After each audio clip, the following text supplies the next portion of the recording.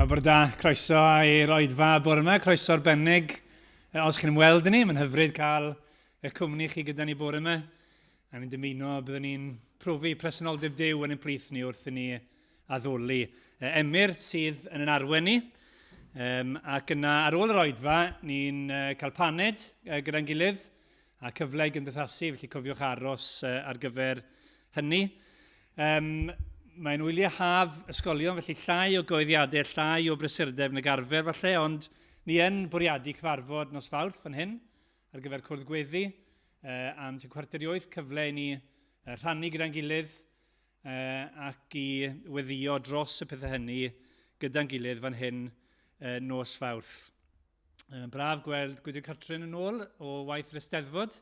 Ni'n edrych ymlaen i glywed mwy am hynny. Maes y law, ni'n gweddio bendith Duw dros y gwaith yna yn ystod yr wythnos diwetha. Yn tro ni yw helpu'n y tabernacl prynawn yma, felly diolch i'r rhai sydd yn helpu gyda'r gwaith hynny. Os dwi'n mynd syl nesaf, fydd Emyr yn arwen ni, a mae'r un peth yn wir am 5 o'r gloch y prynawn yma. Mae croeso chi ddod i'r oedfa honno hefyd. Na'r coeddiadau, ni'n i ddechrau'n iawn a troi at Dduw mewn gweddi gyda'n gilydd.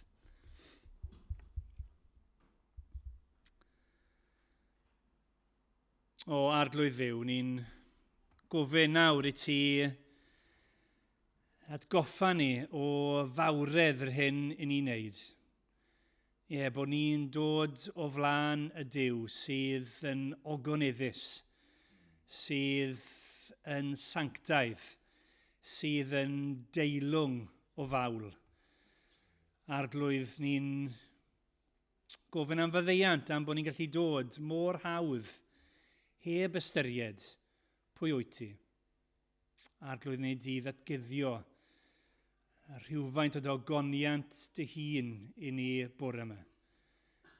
Bod ein calonau ni yn llawenhau wrth ddod gyda di. Bod ni yn rhoi i ti mewn diolchgarwch. Ni'n ymwybodol petai byd natur yn gallu, bydde fe'n gweiddi allan mewn addoliad i'n Duw ni. O arglwydd, ro lais i ni heddi, i'th addoli di fel rwy ti'n heiddi, mawl a gogoniant i ti. Amen.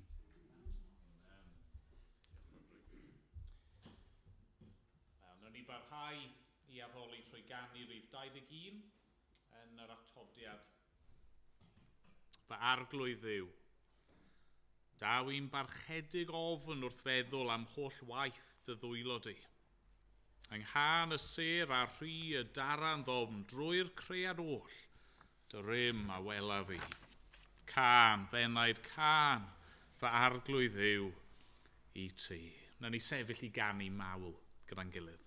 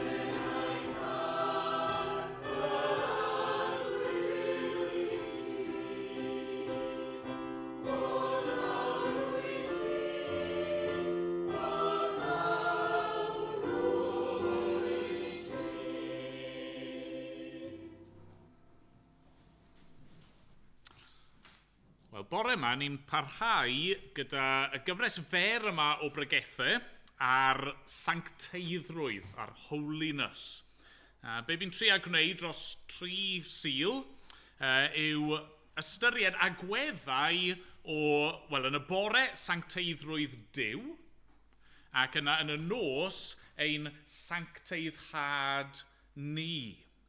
A fi hefyd yn trio cysylltu'r bore a'r nos ychydig bach. Felly, wythnos diwetha, os nagwch chi yma, be welon ni oedd wnaethon ni ddechrau trwy feddwl am air gwell, awesomeness, sancteiddrwydd Duw. Right? Arswydlonedd fi'n credu yn Gymraeg, ond sa'n credu bydd neb yn cofio hynny. Hynny, mor fawr, mor wahanol, mor bir yw sancteiddrwydd Duw. Ac yna yn y nos, felly, wnaethon ni ofyn y cwestiwn, wel, sut gall bobl fel ni fod mewn perthynas gyda Duw mor sanctaidd, mor awesome? Wel, yr unig ateb yw ein bod ni yn gorfod cael ein sancteiddio, bod Duw yn gorfod ein newid ni, a'n gosod ni ar wahân, a'n gwneud ni yn bir. Nawr, bore yma, ni'n edrych ar agwedd arall nawr o sancteiddrwydd Duw, a'r gair pwysig bore yma mewn ffordd yw prydferthwch, right, beauty. Fod sancteiddrwydd Duw, fod e'n awesome, fod e hefyd yn rhywbeth prydferth, hardd, sy'n ein denu ni ato fe. A ni'n mynd i weld hynny trwy droi at Salm 96, yma Rodri mynd i ddod ymlaen i ddarllen i ni. Diolch, Rodri. Fel Emyr yn dweud, ni'n darllen o Salm 96.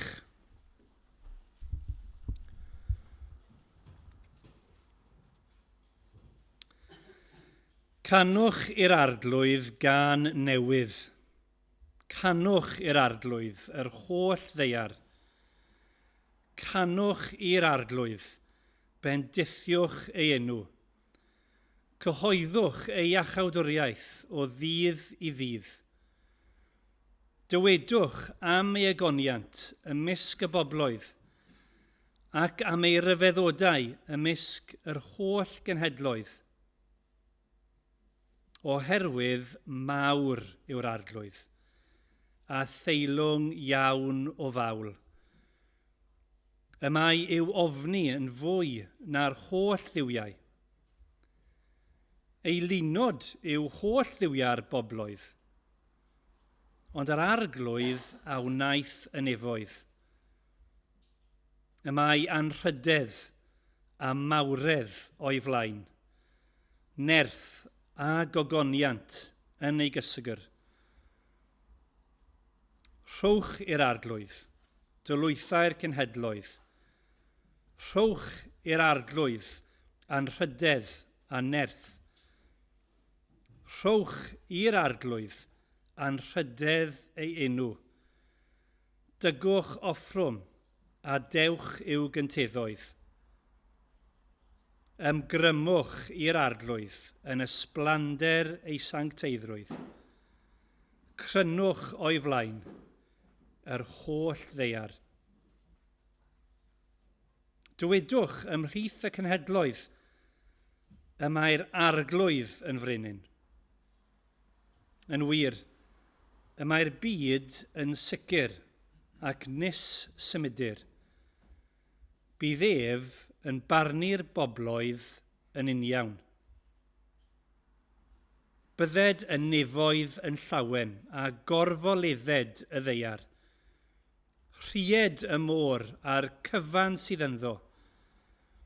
Llawenyched y maes a phopeth sydd ynddo. Yna bydd holl brennau'r goedwig yn canu'n llawen o flaen yr arglwydd. Oherwydd y mae'n dod. Oherwydd y mae'n dod i farnu'r ddeiar. Bydd yn barnu'r byd a chyfiawnder a'r bobloedd a'i wirionedd. Dyma air Duw. Newn ni droi at Dduw eto mewn gweddi gyda'n gilydd.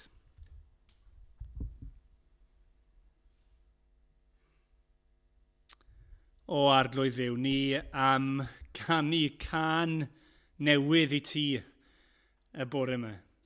Ni am rhoi i ti y cyfan sydd gyda ni mewn addoliad. Pan ni'n ystyried pwy wyt ti.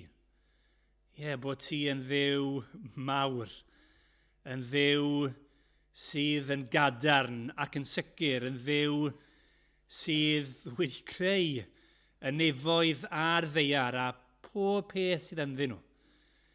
A bod y cyfan yn eiddo i ti, arglwydd, beth allwn ni ond wneud, ond rhoi mawl a chlod i ti.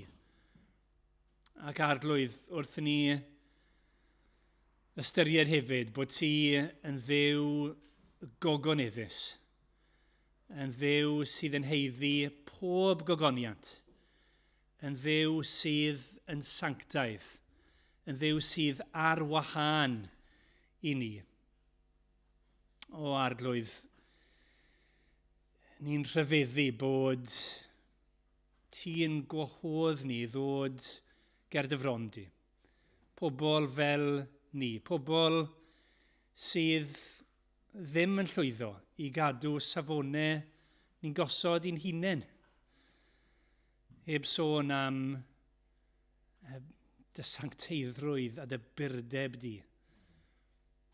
O arglwydd, ni'n diolch i ti bod eto gwahoddiad i ni ddod. Bod ni'n gallu sefyll o dy flaen di am bod ti wedi rhoi yr un sanctaidd yn ein lle ni. Bod Crist wedi dod, wedi diosg i ogoniant e, mwyn dod yn un ohono ni ac i gymryd y gosb o'n ni'n heiddi.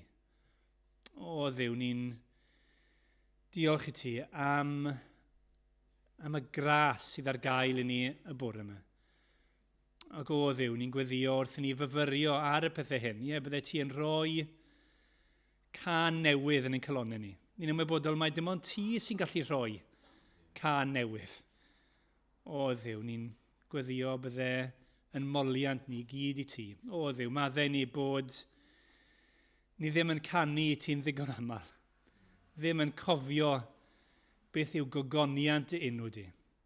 Bod ni yn rhoi ein sylw a'n bryd ar eilinod sydd yn methu ac yn difa yn hytrach na roi'r gogoniant i'r un sydd yn dragywydd ac sydd yn heiddi y cyfan oll. O Dduw, agor ein llygad ni os gwyl di fod yn dda i dy ogoniant ti y bore yma. O arglwydd, ni'n gweddio byddai mwy hefyd yn dod i weld hynny ac yn dod i rhyfeddu, nid yn unig i ofni ar dy sancteiddrwydd di, ond i weld prydferthwch dy sancteiddrwydd di. Ni'n diolch i ti am y gwaith fi yn y steddfod yr wythnos diwethaf. Ni'n diolch i ti am hynny bydd yn gwasanaethu. Ni'n gweddio nawr yn ei blinder nhw, bod ti yn ei cynnal nhw ac yn gwarchod drostyn nhw. Ni'n gweddio am y gair gath i blannu. O Dduw, ni'n dymuno gweld y gair hwnnw yn dwy'n ffrwyth. O Dduw, neu di dwy'n y ffrwyth hwnnw felly.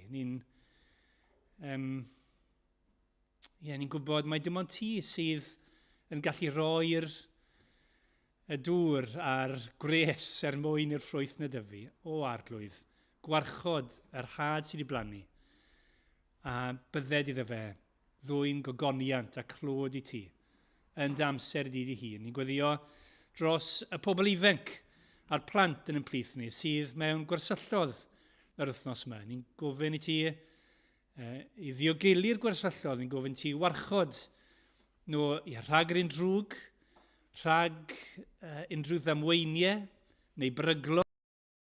Arglwydd, ni'n gofyn i ti hefyd ddiogelu dy air ar y gwersyllodd nhw.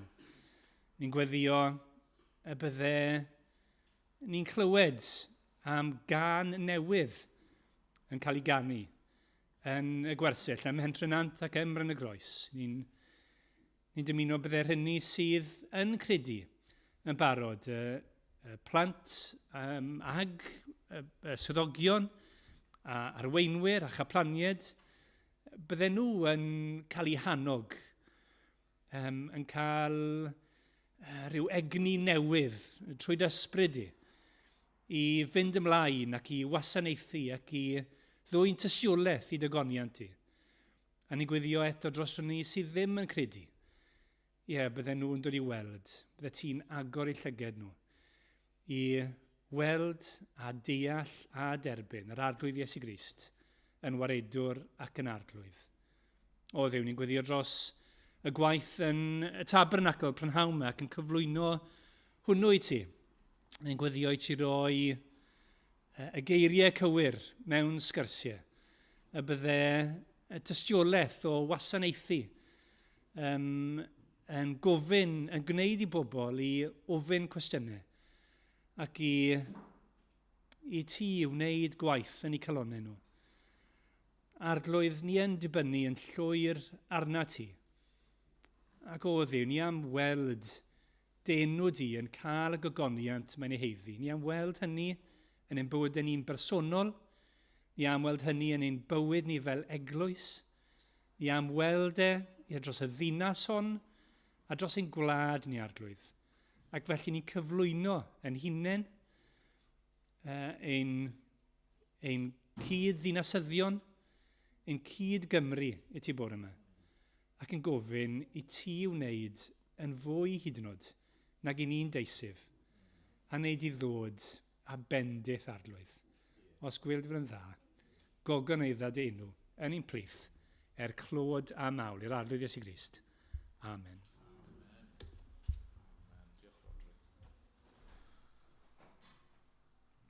Ni'n mynd i ganu efo'n gilydd o Grymawl 2, a rhif 100.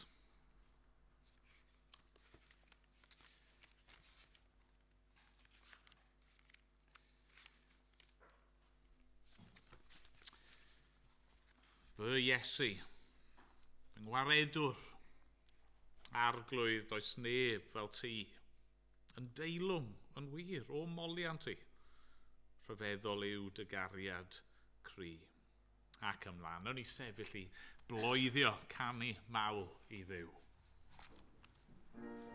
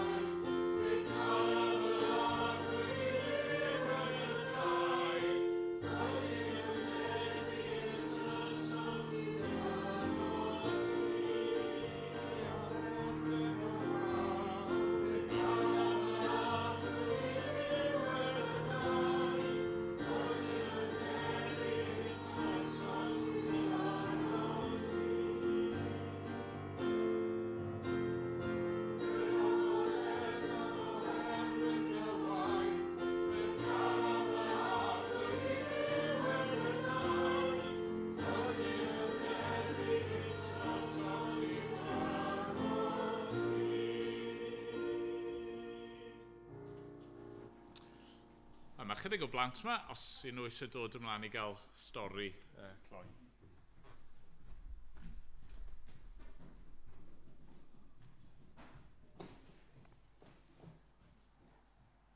Reit. A heddi, ni'n meddwl am brydferthwch. Be mae brydferthwch yn golygu? Okay, so mae rhywbeth yn hardd, yn Saesneg, byddwn ni'n dweud beautiful neu beauty, yeah. So, be mae hwnna'n golygu? Be chi'n hoffi wneud gyda rhywbeth prydferth? Be chi'n hoffi wneud, os oes rhywbeth yn brydferth, be chi'n hoffi wneud iddo fe? Unrhyw syniad? Sa'n gwybod be mae hwnna'n golygu? Os oes rhywbeth hyfryd, rhywbeth pert, rhywbeth hardd, be ni'n hoffi gwneud i'r peth yna? Wel, cadw'n saff, ie, neu... Dyna ni'n rili'n hoffi wneud, rhywbeth edrych arno fe. Os mae'n brydferth, ni'n hoffi edrych arno fe. Okay. Nawr, mae dyfu rhywbeth fan hyn. Beth yw hwn? Drych, ie. Be ni'n defnyddio drych i wneud? Edrych ar be? Edrych arno ni ein hunan. Nawr, ydy yn beth da i edrych ar ein hun weithiau?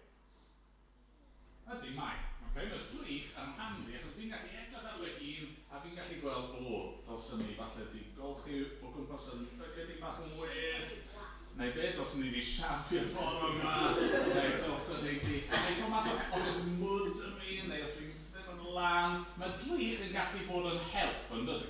Okay? Ond chi'n meddwl beth? Fi'n meddwl yn aml iawn, ni fel pobl yn treulio gormod o amser yn edrych yn y drych. A beth fi'n golygu wrth hynny yw ni'n hoffi meddwl amdano ni ein hunain. Yeah? Ni'n meddwl bod ni yn wych. Ni'n meddwl bod ni yn special. Ni'n meddwl bod ni yn fwy pwysig na pobl eraill. Ni'n meddwl bod ni yn well na dim byd arall. Okay? Ydy hwnna'n wir? No, dwi ddim yn wir. Ond dyna ni'n hoffi meddwl, ni'n hoffi edrych yn y drych, a meddwl bod fi yn fwy pwysig na unrhyw beth arall. Nawr, beth sy'n gallu stopio fi rhag edrych yn y drych? Wel, ti'n iawn, hwnna at y drych. Beth sy'n gallu helpu fi stopio edrych yn y drych? Ddim cael drych. Wel, ddim cael drych, ie. Ddim cael drych. Ie, ond beth arall bod e'n gallu helpu? Os oedd rhywbeth arall sydd yn... beth? Fwy? Ie, fwy prydferth neu'n well. A dyna ni'n mynd i feddwl am bore yma, reit? Ni'n mynd i feddwl mae'r peth mwyaf prydferth, mwyaf gwych, mwyaf hardd, mwyaf hyfryd yn y byd i gyd yw Duw. Ie? A'r ffordd i stopio meddwl amdano ni'n hun yw i meddwl mwy amdano fi a gweld pa mor wych yw i. Okay? So dyna ni'n mynd i glywed am bore, pa mor brydferth yw Duw. Fi eisiau chi drio rando yn ysgrifennu. Mae dan o'r rest yna.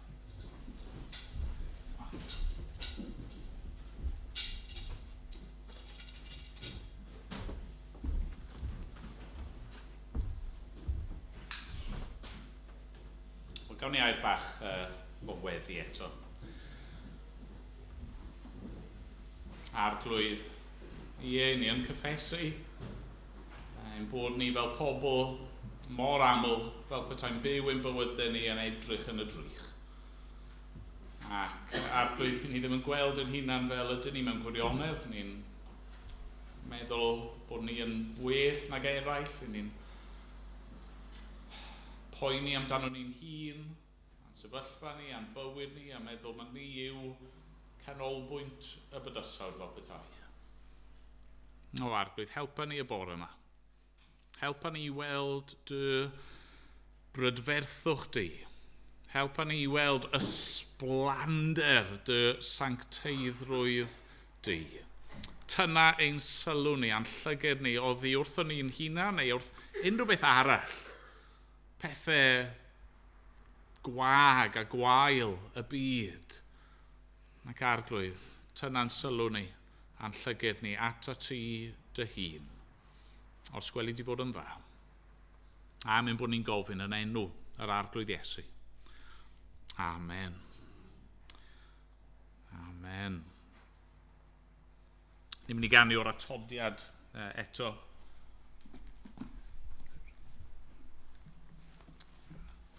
Rhif 40.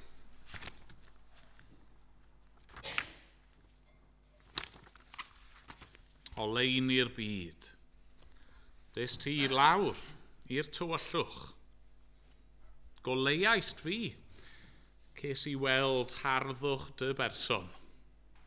A nawr rwy'n adnabod i fel fy ngobaith am ffrind. Dyma fi yn daddoli, dyma fi yn plygu, dyma fi'n dweud mai ti yw niw. Ti'n wirioneddol hyfryd, yn gyfan gwbl deilwng, oll, yn syndod mawr i mi. Ac ymlaen, o'n i sefyll i ganu.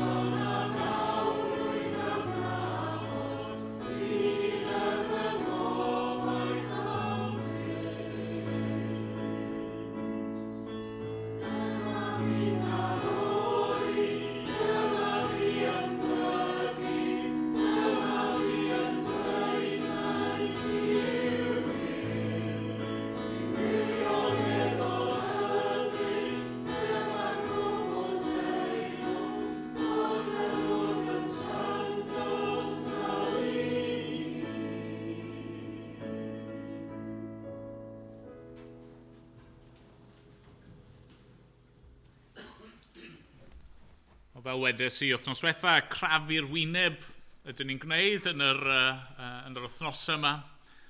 Ac mynd chydig yn ddyfnach y bore yma, gobeithio wrth i ni edrych ar Salm 96. Nawr, un o'r darluniau mae'r Beibl yn defnyddio mwyn cyfleu sancteiddrwydd yw tân neu fflam. Mae'r darlun yn addas iawn, yn dydy. mewn llawer o ffyrdd. Gwelwn ni wythnos diwetha yn do fod sancteiddrwydd Duw fel tân, fel fflam, yn rhywbeth sydd yn gallu bod yn beryglus. Rhywbeth i ni'n gorfod trin gyda gofal. Ond wrth gwrs, mae fflam neu tân hefyd yn gallu bod yn rhywbeth prydferth tu hwnt, yn rhywbeth hyfryd, yn rhywbeth sydd yn gallu ein denu ni atwe. Nawr, chi ddim eisiau mynd yn rhy agos a trin y peth yn esmwyth, rhaid llosgu chi'n fel petai, ond faint ohono ni sydd i ffeindio'n hun am amser hir, jyst yn eistedd yn gwneud dim byd ond syllu ar tân agored, neu hyd yn oed canwyll, mae yna rhyw brydferthwch yna. Dyna fi eisiau ni feddwl ychydig amdani y bore yma. Fod sancteiddrwydd Duw sydd yn frawychus ac yn ofnadwy ac yn fawr ac yn wahanol ac yn bir. Mae'r holl beth yna yn dal i fod yn wir ydyn, ac eto ar yr un pryd bod ni'n sôn am rhywbeth prydferth. Ni'n sôn am rhywbeth ddylsai ein denu ni ato fe. Ni'n sôn am rhywbeth rydyn ni wedi cael ein creu i'w fwynhau. Nawr, cyn bod ni'n gallu gweld y prydferthwch yma mewn gwirionedd, mae rhaid i ni feddwl ychydig am sut mae'n edrych. Okay? A felly'r pwynt cyntaf fi eisiau ni ystyried bore yma yw hyn, prydferthwch sy'n gweithredu. Okay? So mae prydferthwch Duw yn dangos ei hun, neu'n amlygu ei hun i ni. Wel, mae Duw, y Duw sanctaidd yma, yn gweithredu. Mae'n gwneud pethau. A fi'n credu, wrth i ni edrych ar y Salm, yn y 3 pheth gallwn ni nodi am Dduw ar hyn mae'n ei wneud. A'r peth cyntaf yw creu.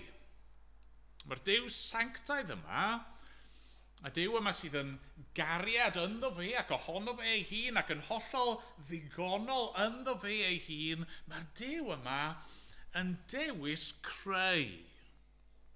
A trwy'r Salm mae gennych chi gyfeiriadau yn does at y greadigaeth. Mae'r adnod gyntaf, canwch i'r arglwydd yr holl ddaear. Mae dyn ni cyfeiriadau at y pobloedd a'r cenhedloedd. Yna nes ymlaen, ni'n clywed crynwch o flaen yr holl ddaear. Ni'n clywed wedyn adnod 10. Mae'r byd yn sicr ac yn nes symud i'r pam, wel achos Duw sydd wedi creu e. Adnod 11, mae'n sôn am yr nefoedd mae Duw wedi ei greu. Ac adnod 12, bydd yn barn i'r byd a chyfiawnder. Hynny yw, pwy yw'r Duw yma? Wel, fe yw'r un sydd wedi creu. Ac wrth gwrs, mae'r greadigaeth, fel ni gyd yn gwybod, yn brydferth. Buon ni wythnos yma am ychydig ddyddiau yn ardal y gwyr. A chi'n mynd i rhywle fel yna, sydd just ar ein stepyn drws ni.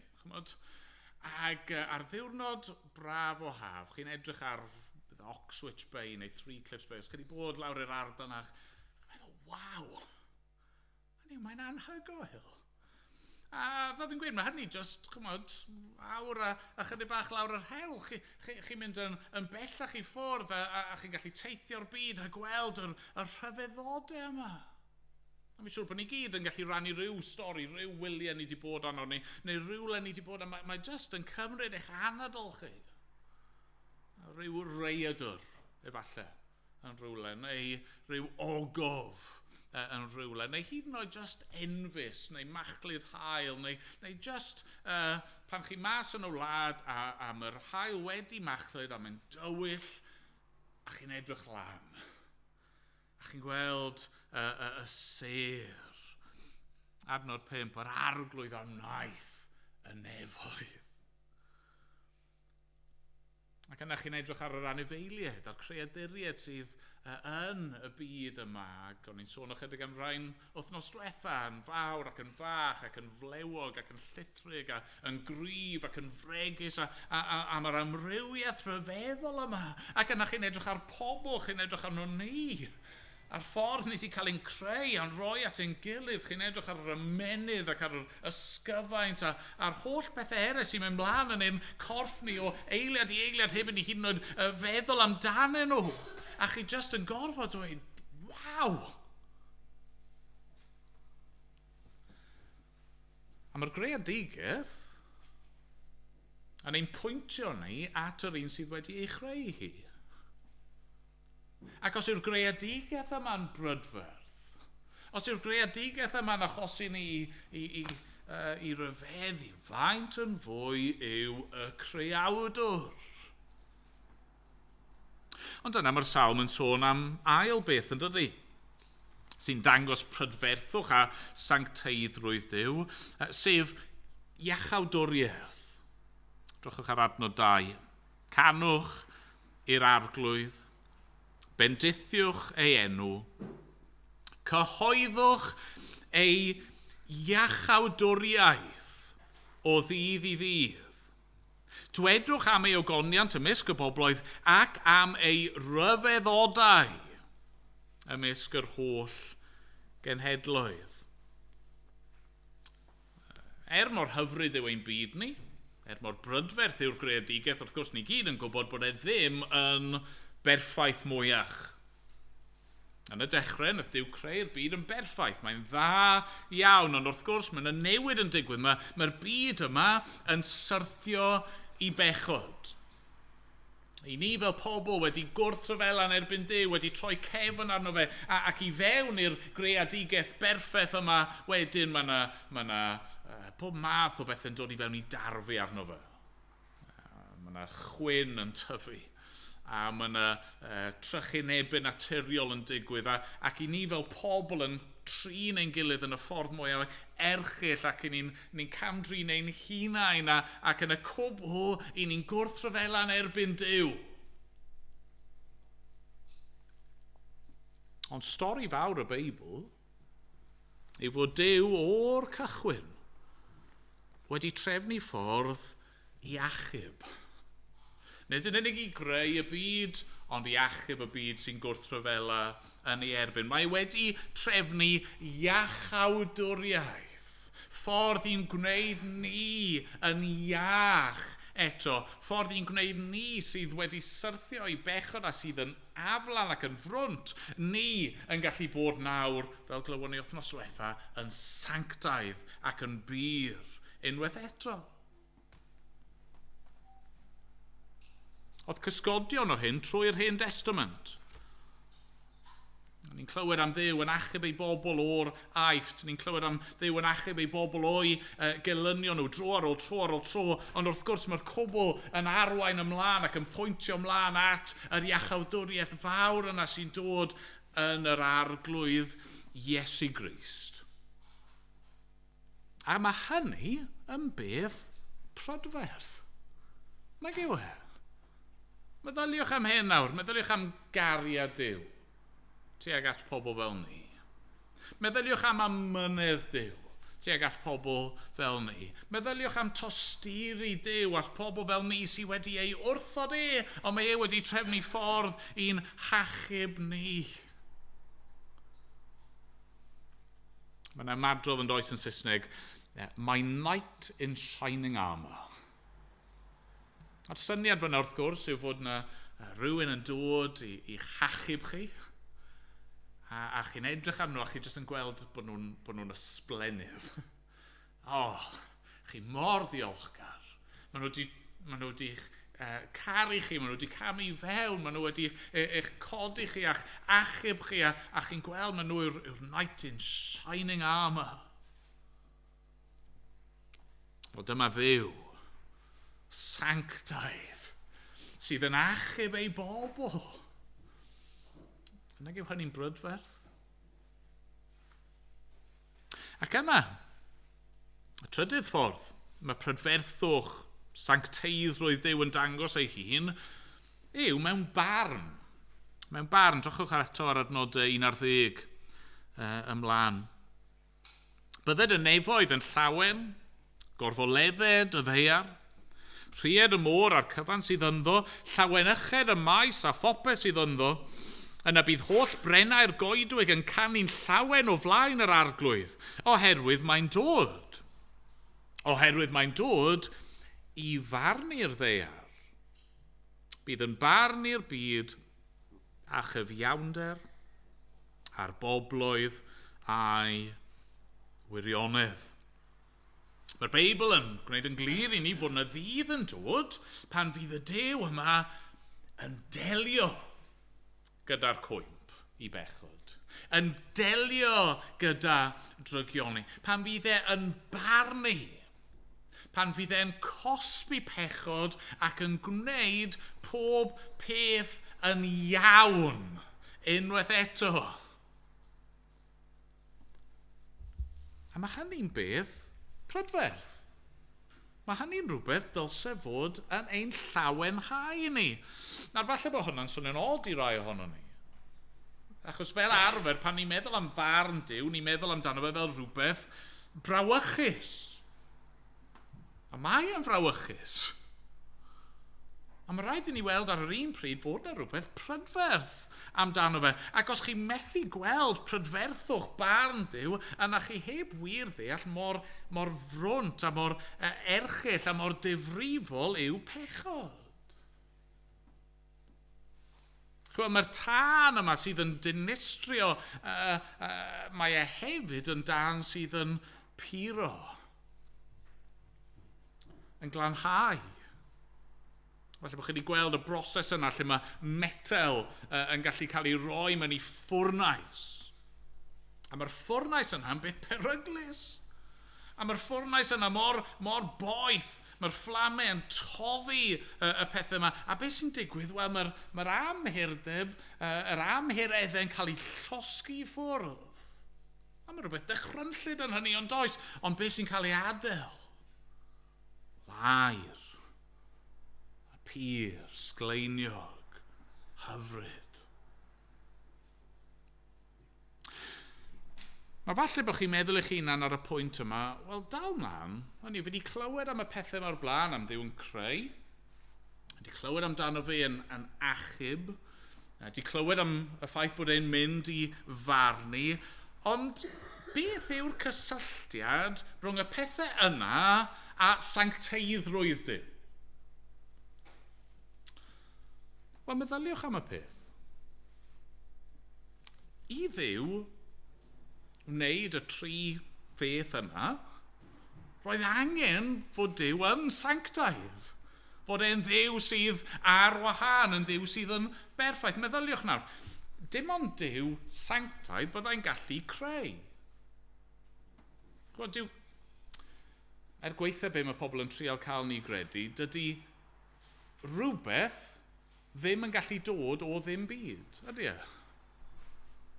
Dyw creadigaeth ddim yn gallu dod a'i hunan i fodolaeth. Dydy creadigaeth ddim yn gallu creu ei hun. Yr unig ffordd i ni'n gallu bodoli o gwbl, yr unig ffordd mae'r bydysawd yma yn gallu bodoli o gwbl yw os oes Duw sydd tu allan, Duw sydd ar wahân yn creu ac yn dod i fewn a creu'r byd perffaith yma. Yna, yn yr un ffordd, i ni ddim yn gallu achub yn hunan, ydyn ni?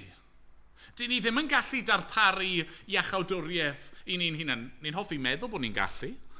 Yn hoffi meddwl, wel, os fi jyst yn trio bach yn galetach, os fi'n bod bach yn well, yna allai achub fy hun, ond gallwn ni ddim.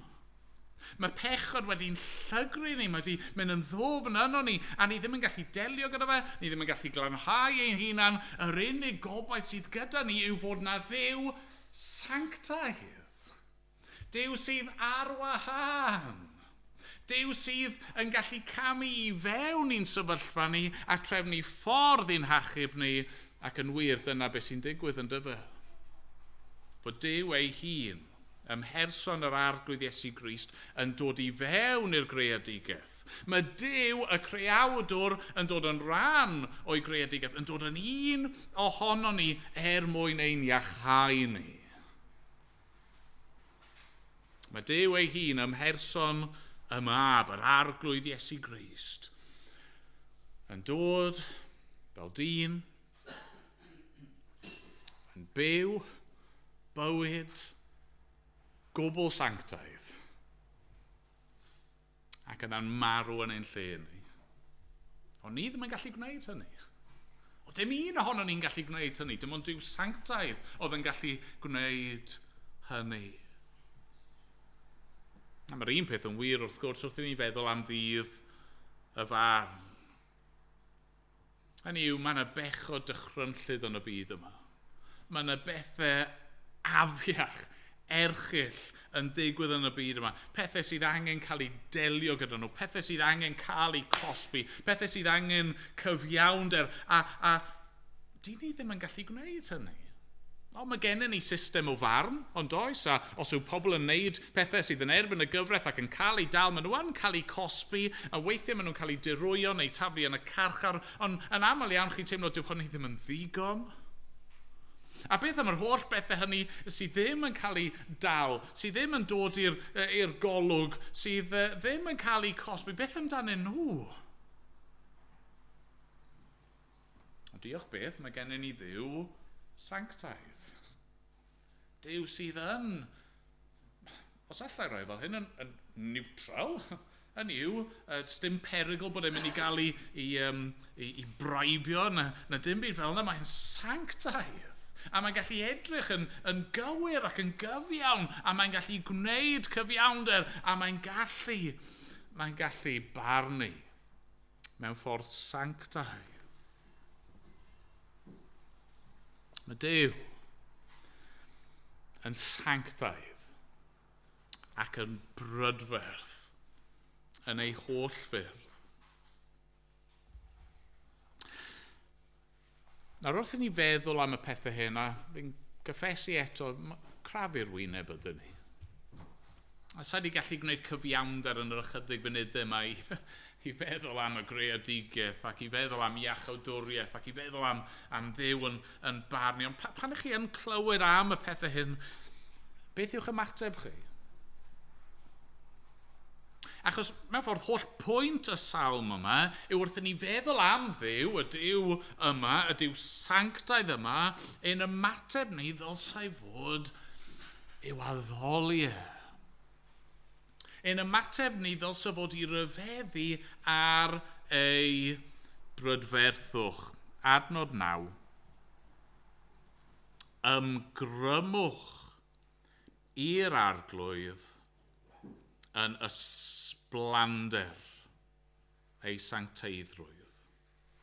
Neu gallwn ni gyfieithu addolwch yr arglwydd rhydferthwch ei sancteiddrwydd.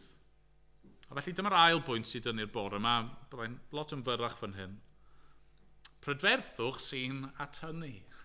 Yn yw, ni wedi gweld sy'n mae Duw yn gweithredu, neu rhan o sut mae Duw yn gweithredu ac yn dangos ei sancteiddrwydd, prydferth, a beth ddylsyn ymateb ni fod, wel fe ddylsyn ni fod yn cael ein atynnu ato fe.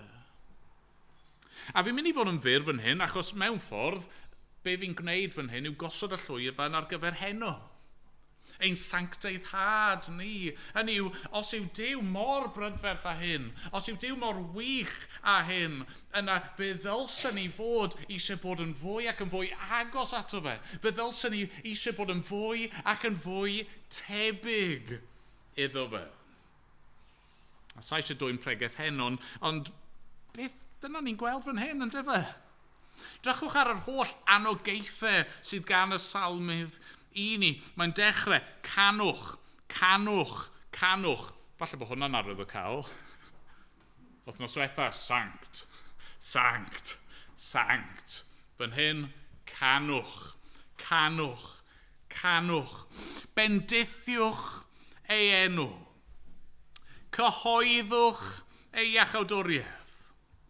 Dywedwch am ei ogoniant. Hynny yw, ni fod i foli.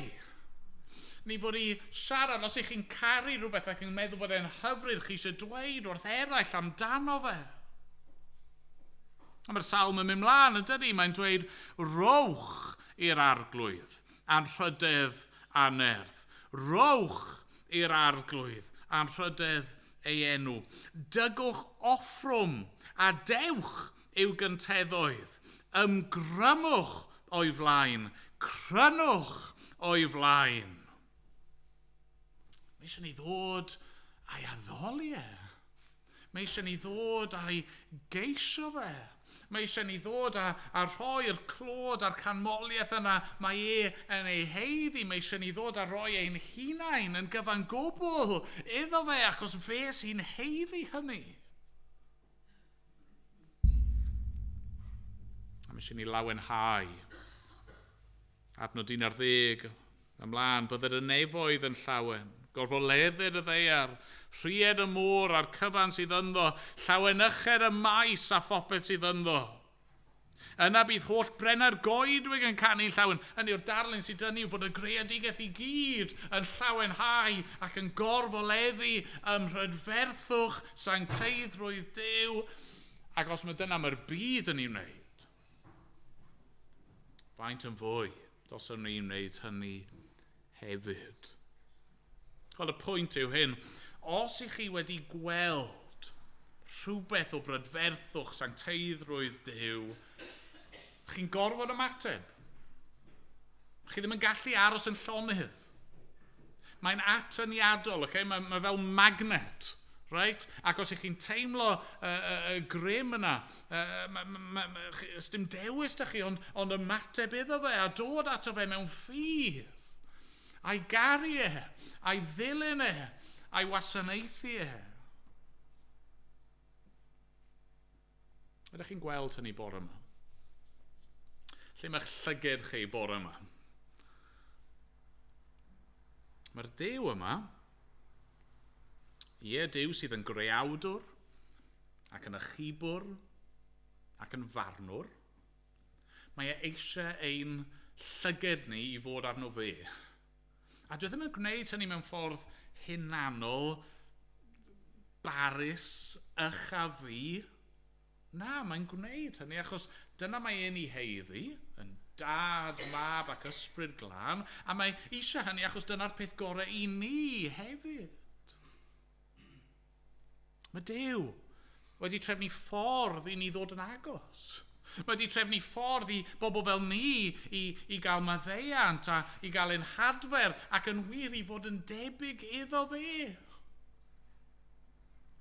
A'r ffordd mae hynny'n mynd i ddod yw os ydyn ni'n syllu arno fe. Lle mae'ch llyged chi bore yma? Beth chi'n hoffi edrych arno? Beth ych chi'n llenwi'ch llyged chi gyda fe? Natur? Hyfryd. Lovely. Celf? Syllu ar ryw bortread o rywun? Gret, dim byd yn bod gyda hynny. Adloniant, rhyw raglen teledu chi'n mwynhau. Mae'n y le i hynny. Chwaraeon, eich hoff dîm, newydd cael promotion a chi wrth eich bodd yn cefnogi nhw iawn. Drych, edrych ar eich hunan, neu'n siŵr bod eich gwall chi a phopeth yn ei le. Mewn mesur. Ond mae beth i ni'n treulio'n amser ni'n syllu arno? Beth i ni'n ystyried yn brydferth neu'n fwy prydferth na phethau eraill? Mae hynny'n mynd i ddangos rhywbeth am ein calon ni. Beth i chi eisiau bod yn edrych arno fe o hyd ac o hyd? Beth i chi eisiau treulio'ch holl amser chi yn syllu arno? Beth sydd yn eich denu chi? Beth yw eich trysor chi? Ymgrymwch i'r arglwydd yn ysblander ei sancteiddrwydd. Dim ond un peth sy'n heiddi llenwi'n llyged ni. Fe yw'r peth gorau i gyd. Diolch iddo. Amen. Amen. Gawn ni ar o weddi. O arglwydd, fe fydd tragwyddoldeb yn rhy fyr i ni allu sôn am dy holl ryfeddodau di, i sôn am dy holl ffyrdd di, arglwydd, i sôn am dy brydferthwch sanctaidd di. Arglwydd, byddwn ni yn rhyfeddu am dy waith di yn creu ac yn achub ac yn barnu. Arglwydd, sut felly gallwn ni ddisgwyl wneud mwy y bore yma na crafu'r wyneb ychydig bach. Ond arglwydd, ni'n gofyn i'n helpu ni nawr. Yn gofyn i ti roi dy ysbryd glân di i ni. Yn gofyn i ti agor ein llygad ni unwaith eto. I ni weld rhywbeth bach, rhywbeth mwy o'r sancteiddrwydd prydferth di. Arglwydd, maddau ni bod ni yn treulio, falle gormod o amser yn syllu ar bethau'r byd, yn cael ein llygad dynnu gan bethau'r byd. Maddau ni bod ni yn gallu treulio gormod o amser yn meddwl amdano ni'n hun. O arglwydd, a wneud i felly. Llenwi ein golwg ni. Pob peth arall yn rhy fach i wneud hynny arglwydd. Dim ond ti all lenwi ein golwg. O arglwydd, helpa ni nawr. Dena ni. A tyna ni at ti dy hun. A derbyn ein mawl am diolch. Amen bod ni'n dod yn enw ac yn heiddiant yr arglwydd Iesu Grist. Amen. Amen.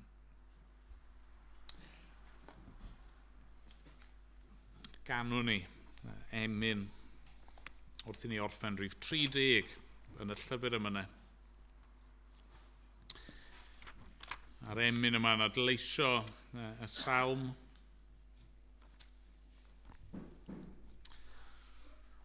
O cenwch fawl i'r arglwydd, y ddeiar fawr i gyd, ac am ei iachawdwriaeth molienwch ef o hyd.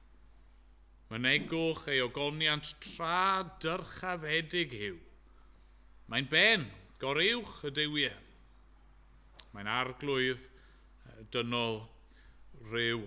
Wrth gwrs, fel mae'r Salm yn neud yn glir, ei lunod yw holl ddywiau'r bobl. Hynny yw, ni'n gallu addoli pob math o bethau, ond fe yn unig sydd dduw. Rowch iddo aberth moliant, ymgrymwch ger ei ffron, yn brydferth mewn sancteiddrwydd, molienwch ef yn llon. Ac ofned pob creadur yr hwn sy'n dal y byd, ymlawen haid y nefoedd ar ddeiar ynddo ynghyd. Nawn ni sefyll i ganu.